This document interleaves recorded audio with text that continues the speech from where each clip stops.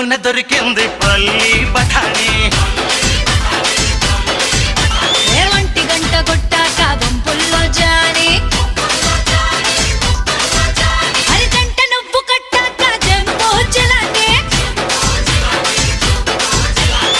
వదిలిపెట్టను దాన్ని అందాన్ని విడిచిపెట్టకు వాణ్ణి పరువాన్ని వద్దొద్దు గుర్తొచ్చి పాత కానీ చీకట్లో చెయ్యాల సిగ్గుల్ని కూనే వినరా